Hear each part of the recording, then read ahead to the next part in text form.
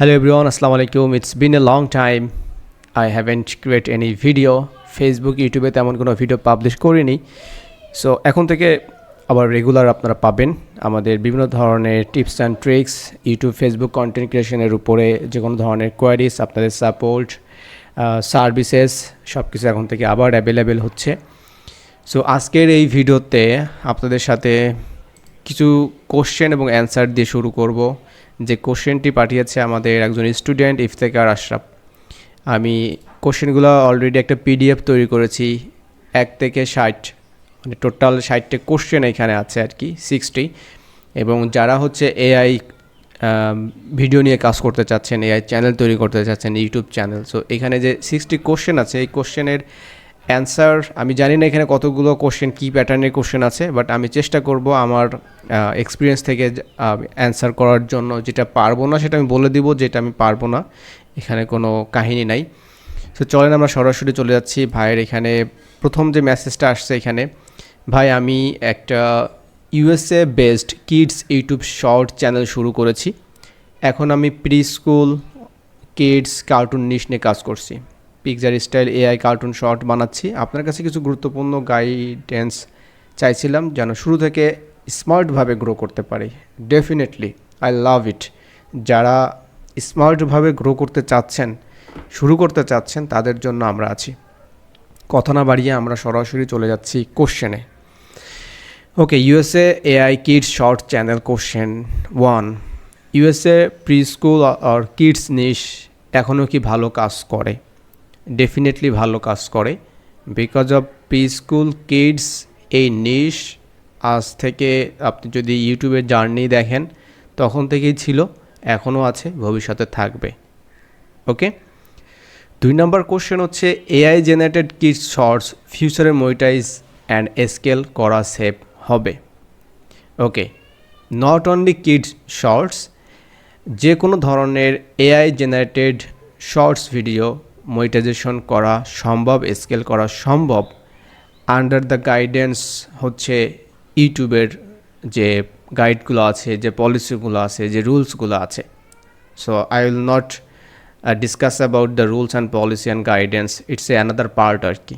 So definitely সম্ভব। But এখানে আমি একটা কথা অ্যাড করব, শুধুমাত্র শর্ট দিয়ে ফিউচার মানে স্কেল করার এটা বিগ একটা কোনো অ্যাচিভমেন্ট বা এই ধরনের কোনো ব্যাপার, এটা অত সহজ হবে না।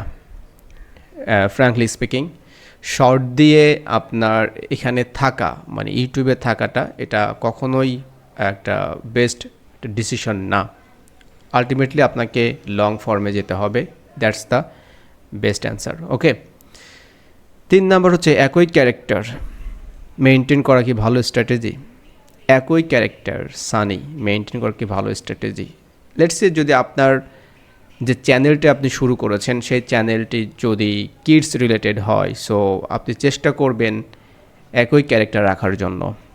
লেটস সি যদি একটা এক্সাম্পল দেওয়া যায় যে বাংলাদেশে ছেলেমেয়েরা যে ধরনের কার্টুন ভিডিও বা যে ধরনের যে কমেডি টাইপের যে এডুকেশনাল যে কন্টেন্টগুলো দেখে, বিশেষ করে ইন্ডিয়ান যে চ্যানেলগুলো আছে, আপনি যদি তাদের চ্যানেলগুলো ফলো করেন দেখবেন যে একটি চ্যানেল জাস্ট 3 থেকে 4টা বা 5টা ক্যারেক্টার এবং প্রতিটা গল্পে same character.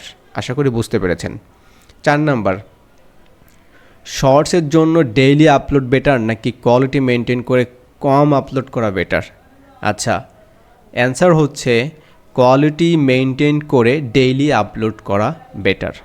5 number, USA audience target করলে কোন টাইমে আপলোড করলে শর্টস বেশি পুশ পেতে পারে, মানে বেশি ভিউজ হয়? এই ব্যাপারটা নিয়ে অনেক অপিনিয়ন আছে, বাট বেস্ট অপিনিয়ন হচ্ছে আপনি আপনার নিজের টাইমটা নিজেই আপনি খুঁজে বের করতে পারবেন। কিভাবে?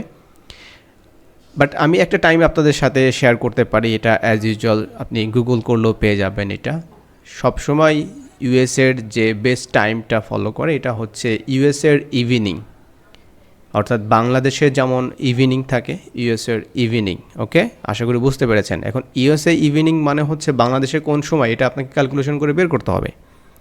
আর একটা সময় থাকে হচ্ছে আপনার আফটার লাঞ্চ, মানে দুপুরের খাবারের পরে। এই দুটো সময় থাকে মোটামুটি ভিডিও আপনি যদি পাবলিশ করেন তাহলে based on your niche content quality এটা অবশ্যই আপনার এখানে একটা ভালো একটা পুশ আপনি পাবেন। এটা হচ্ছে বিষয়। ওকে, আর যে বিষয়টা বলতে চাচ্ছিলাম যে টার্গেট অডিয়েন্স কোন সময়, এটা হচ্ছে আপনার ইউটিউব চ্যানেলে আপনি নিজেই দেখতে পাবেন।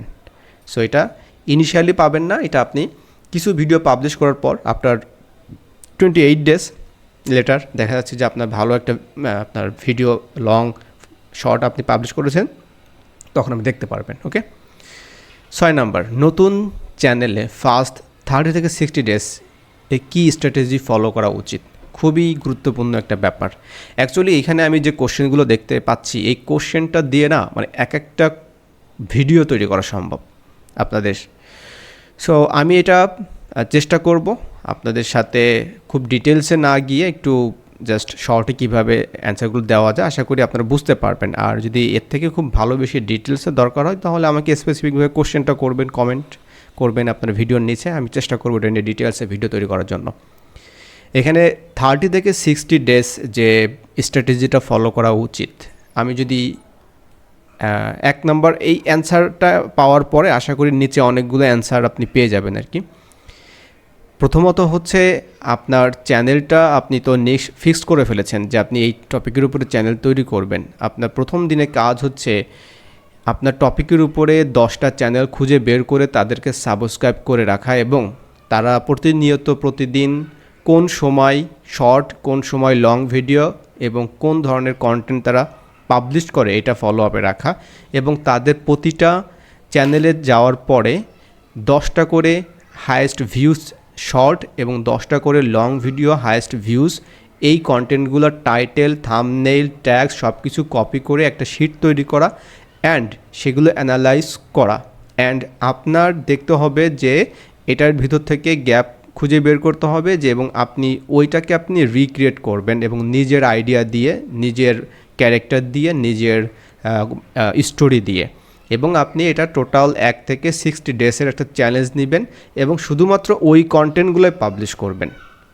তো 10টা থেকে আপনি এখানে কিন্তু 100 কিন্তু পেয়ে যাচ্ছেন, 100।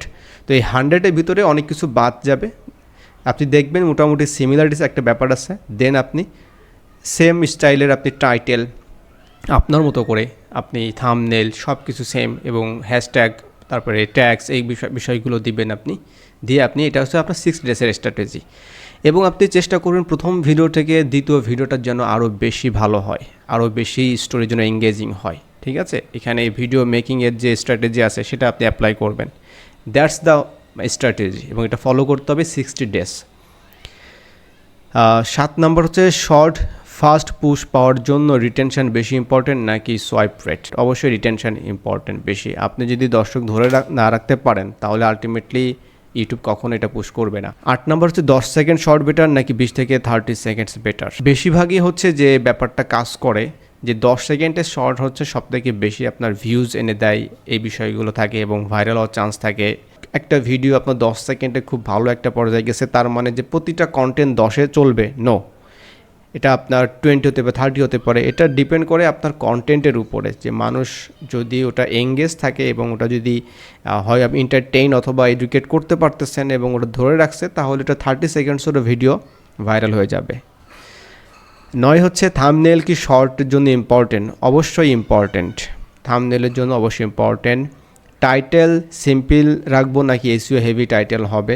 খুব বেশি হেভি দরকার নাই, এসইওর জন্য 2-1টা কিওয়ার্ড দিয়েই আপনি টাইটেলটা মেক করতে পারেন। সিম্পল রাখার চেষ্টা করবেন, বেশি লং করার দরকার নাই। কিডস নিশে কোন ধরনের কন্টেন্ট বেশি ভাইরাল হয়?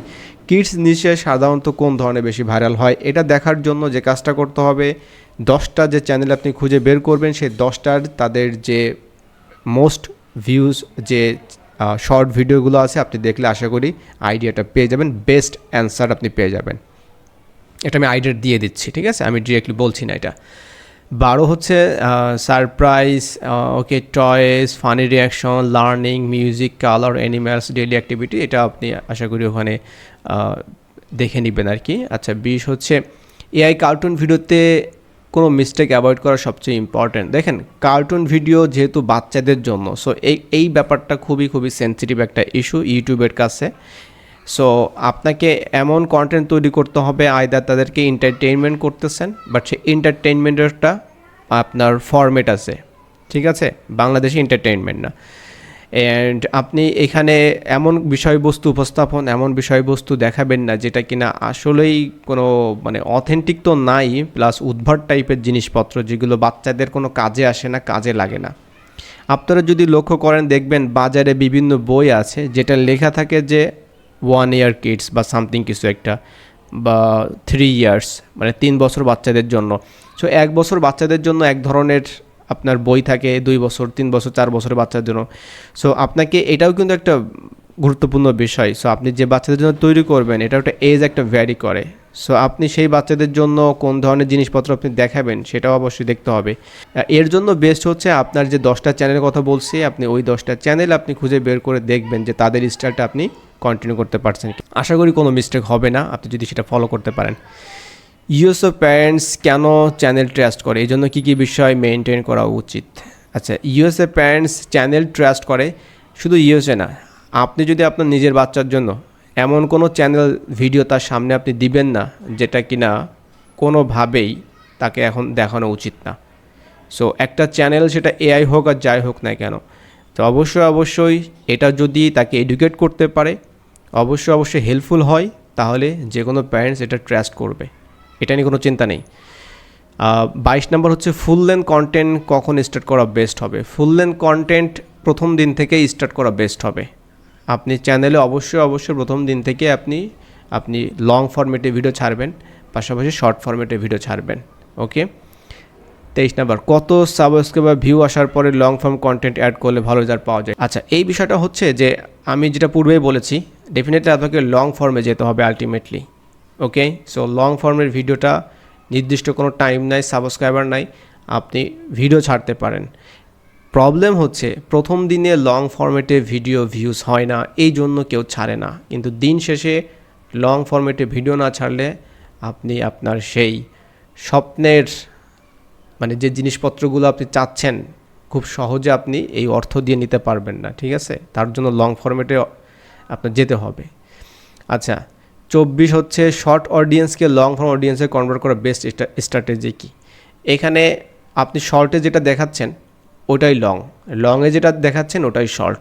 আলটিমেটলি শর্ট দেখে লংয়ে আসবে, এটাই হচ্ছে গেম আর কি। আশা করি বুঝতে পারছেন, মানে রিলেভেন্ট থাকতে হবে আর কি।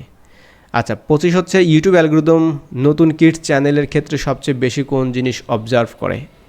আপনি ইউটিউব যে কিডসের জন্য চ্যানেল আছে, কিডসের আপনাকে দেখতে হবে যে কিডস চ্যানেলগুলোতে এমন কিছু বিষয়বস্তু আছে যেগুলা আপনি কখনো শেয়ার করতে পারবেন না, দেখাতে পারবেন না।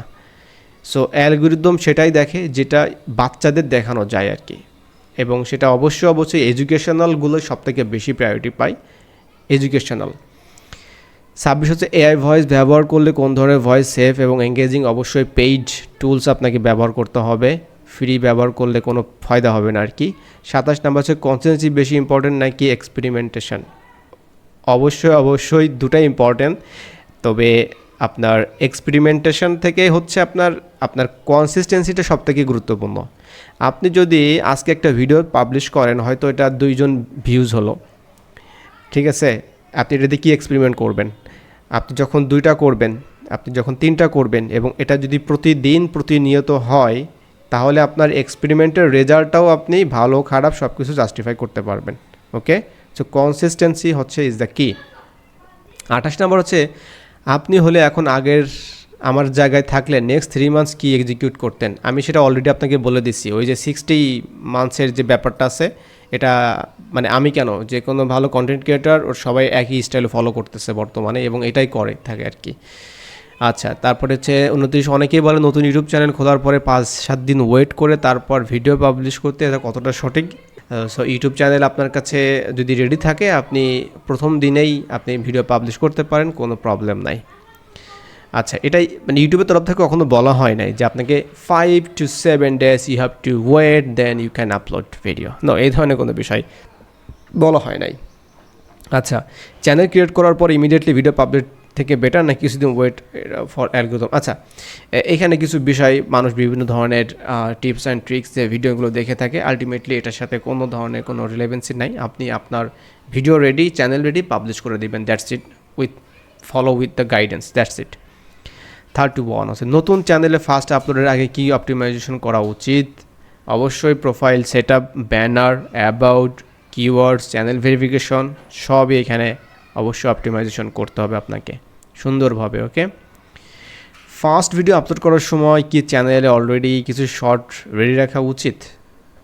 এখানে ব্যাপারটা হচ্ছে এই শর্টের আর লংয়ের যে একটা আমি বলবো যে বাংলাদেশে একটা এমন ধরনের একটা মিসকনসেপশন পুশ করেছে বিভিন্ন ধরনের ভিডিও, যে আপনি শর্ট চ্যানেলে কখনো লং ভিডিও দিতে পারবেন না, তাহলে আপনার চ্যানেল গ্রো করবে না। এই ধরনের কিছু ভিডিও আছে। লং চ্যানেলে আপনি শর্ট দিতে পারবেন না, এই ধরনের কিছু বিষয় আছে। তো দেখেন, সিম্পল বিষয়, এই 2026 সালে এসে যদি কেউ এই চিন্তা ভাবনাটা করে, তাহলে আমি বলবো যে you have to study.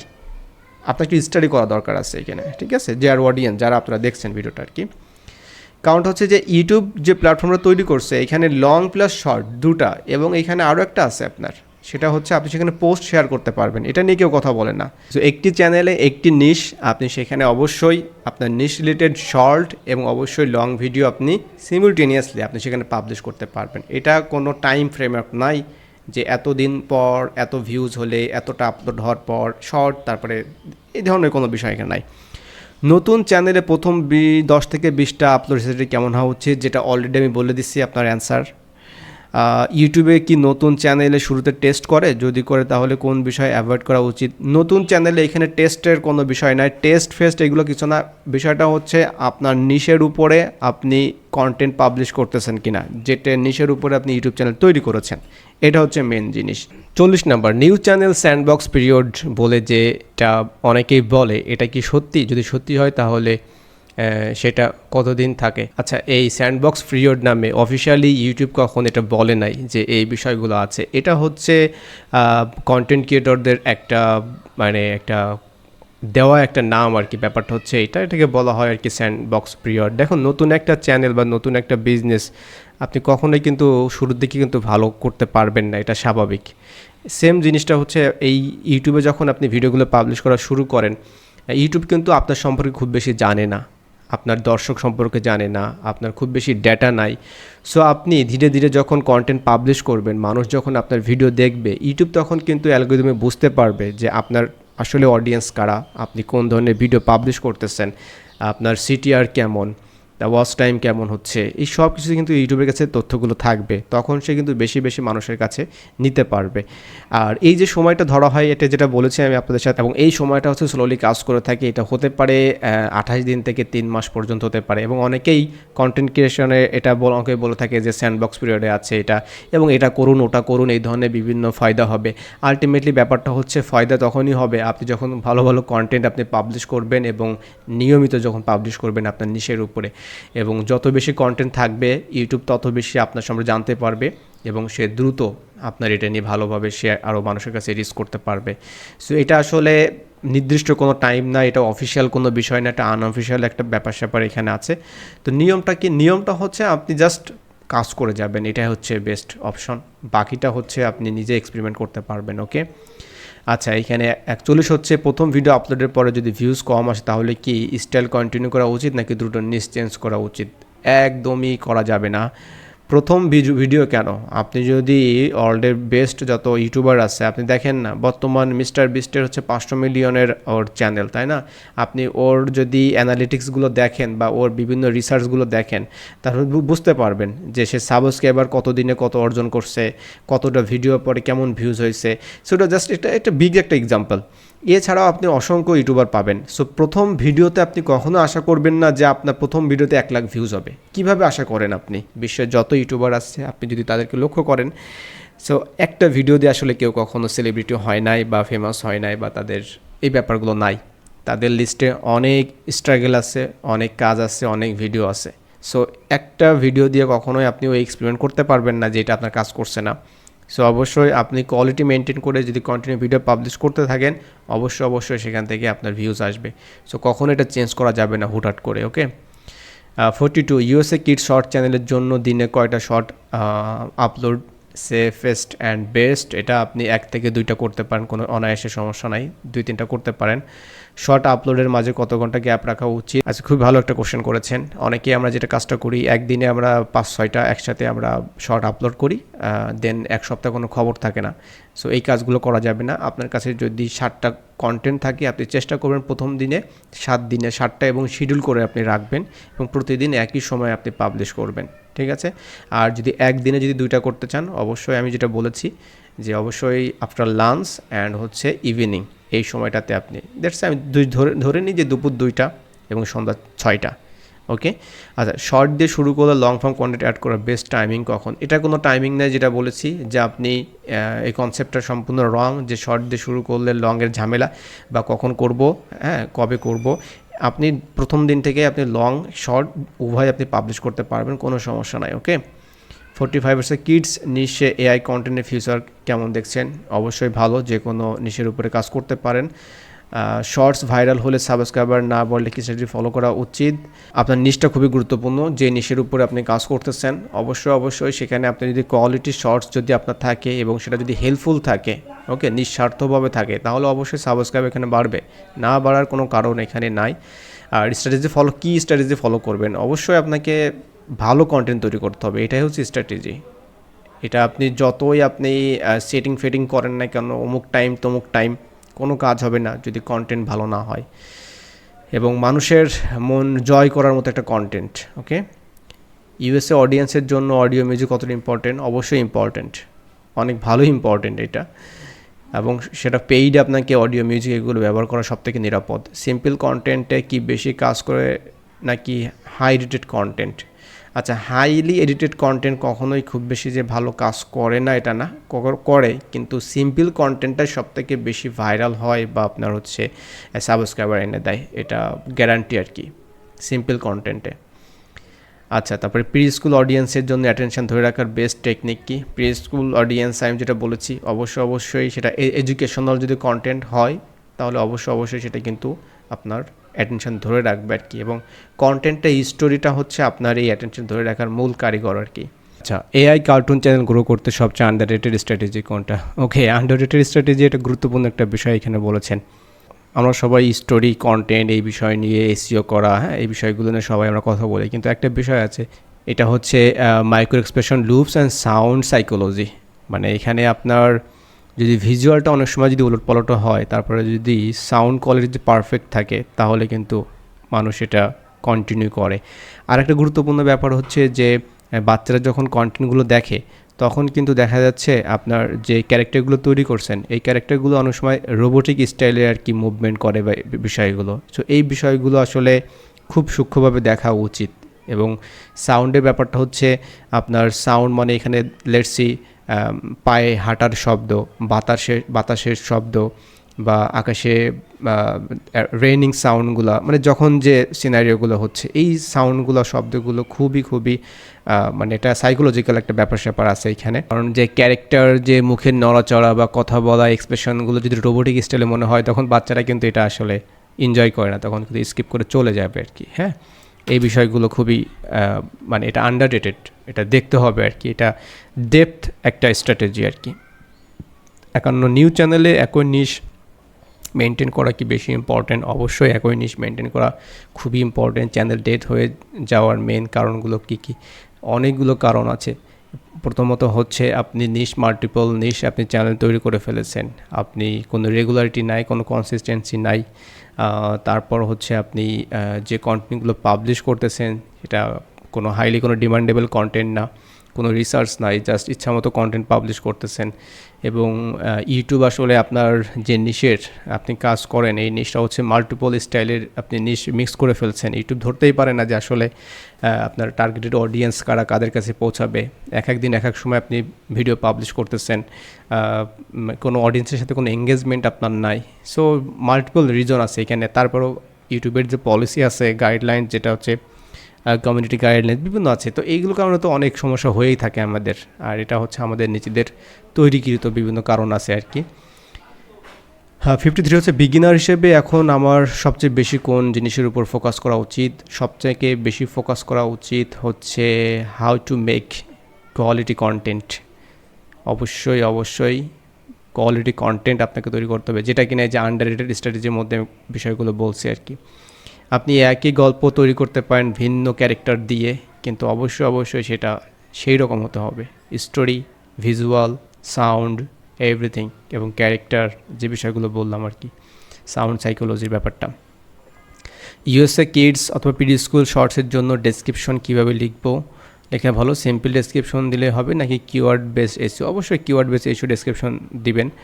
Hashtag kids, cartoon ইত্যাদি কতটা ইম্পর্টেন্ট শর্টের জন্য? হ্যাশট্যাগ সেপেস্ট, ব্রড হ্যাশট্যাগ ভালো নাকি নিশ স্পেসিফিক? অবশ্যই নিশ স্পেসিফিক হ্যাশট্যাগ আপনি দিবেন, এবং খুব বেশি দিবেন না। শর্টের জন্য টাইটেলের মধ্যেই কিন্তু হ্যাশট্যাগটা দেওয়ার নিয়ম, নট ডেসক্রিপশনে। টাইটেলের মধ্যে শর্টের এবং শর্টস এই হ্যাশট্যাগটা অবশ্যই থাকবে। পাশাপাশি এরপরে কিডস, কার্টুন আপনি যেটা দিচ্ছেন এটা দিবেন, জাস্ট 3 থেকে 4টা। ভিডিও ট্যাগ কিওয়ার্ড কি এখন ইম্পর্টেন্ট? ট্যাগ কি ম্যানুয়ালি রিসার্চ করে দিতে হবে নাকি এআই চ্যাট জিপিটি? অবশ্যই ম্যানুয়ালি রিসার্চ করবেন, সব কিছু এআই চ্যাট জিপিটির উপর ডিপেন্ড করবেন না। হ্যাঁ, এটা অবশ্যই ইম্পর্টেন্ট এখনও পর্যন্ত।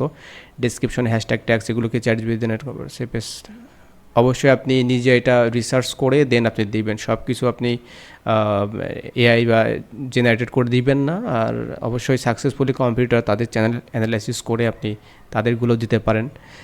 ইউএসএ প্রি স্কুল নিয়ে কিওয়ার্ড রিসার্চ করার সবচেয়ে ভালো উপায় কি? YouTube research, suggestion, computer analysis, Google Trends, video YouTube, কোনটা বেশি ইউজফুল? এই সবগুলো হেল্পফুল, মানে যখন যেটা দরকার হবে তখন সেটা ব্যবহার করতে হবে।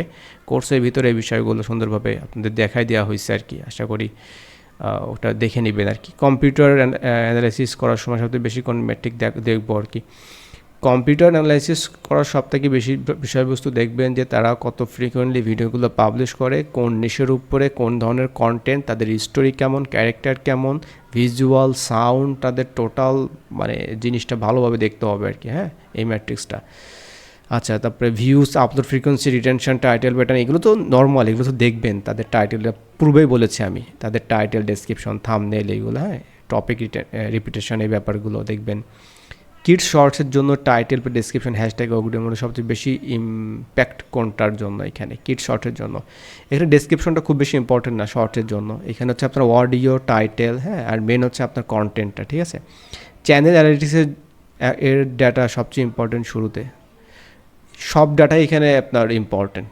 ফার্স্ট আপনি যদি লং ভিডিও কথা বলি তাহলে অবশ্যই দেখতে হবে যে আপনার ইমপ্রেশন কেমন, সিটিআর কেমন, আর অ্যাভারেজ ভিউ ডিউরেশন কেমন। এই 3টা জিনিস সবথেকে ইম্পর্টেন্ট প্রথমে, এবং সেটা এখানে আপনি অলরেডি বলছেন।